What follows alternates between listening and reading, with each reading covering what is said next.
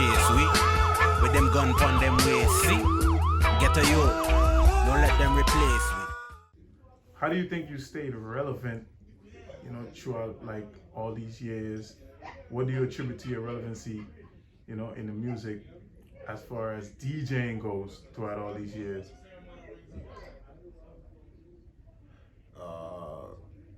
I still fuck with the young DJs. It's that simple.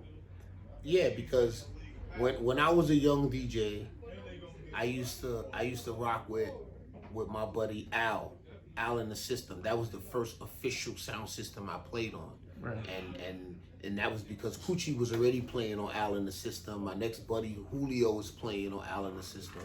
And then because I was at that point I was that good in reggae, they put me on the team as the reggae guy. Reggae, yeah. Like when they was like, yo, Nito, reggae guy. yo, Coochie, you gonna play like 3 more, and then after you, Nito, you gonna come in with the reggae and lash them up.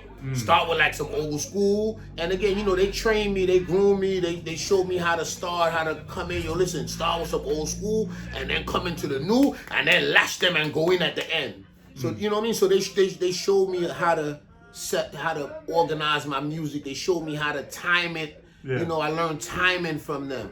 It's like when you hear a lot of comedians talk about timing.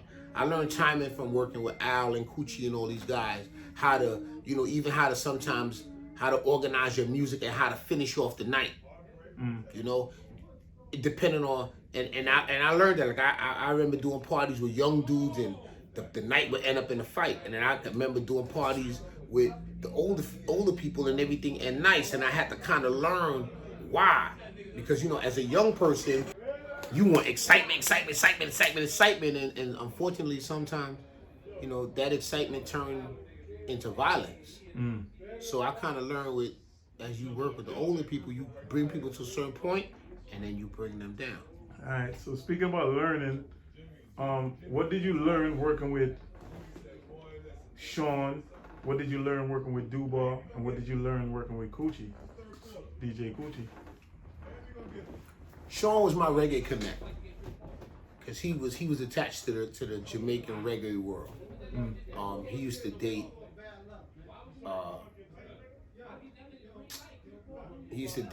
chick that was related to Claude from Afrique Sound Station. So we used to be in all of those little reggae parties, them good old and Monday night this and old school that. We used to be in all those little reggae clubs, and in that circle, and that exposed me to a lot of reggae music, culture, vibes, and just how Jamaicans party. I learned, I ain't gonna front, my 45 case.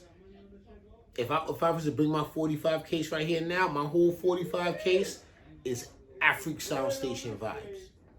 It's a lot of reggae and a lot of old soul, like Dionne Warwick and Diana Ross and Celine Dion and those kind of tunes. My 45 case is mad. I went through it the other day. I was bugging. I said I gotta put a lot of that stuff to But yeah, so that's what I learned when I was hanging out with Sean. When I was hanging out with Dubar was like my soca connect, because Dubar used to play pan, and Dubar used to be in the pan yard. So I used to go to the pan yard, and that was where I got my soca vibes from when me and Dubar used to run, because we would be in all the soca fests, all the boat rides. Like we would have a gig, finish at 4 a.m, and go to Tilden Ballroom and park the van with the equipment and walk into Tilden at 4:30, and the party's still pumping. And at that point, they wasn't even charging you. We just walk right in and fet till maybe another hour and a half, get some drinks, and then go home. The storage open at 6:30, be at the storage, drop off the equipment, I drop him home, and that was a weekend for us. So Dubai was my soca connect. And then Coochie was like my connection to the Panamanians. Coochie, back to your roots. Yeah, Coocie's back to your roots. Yeah, Coochie very heavy, well versed in the salsa. He very well versed in the culture and the history of just because Coochie been DJing since he was like 15, 16. And he played for a lot of these Panamanian bars that aren't even open anymore. The Villa, you know, the basement, a lot of popular Panamanian spots that don't exist no more. A lot of the owners passed away, you know, may they rest in peace. A lot of good people and stuff like that. So he's very well versed in the Panamanian bar history, you know. Okay.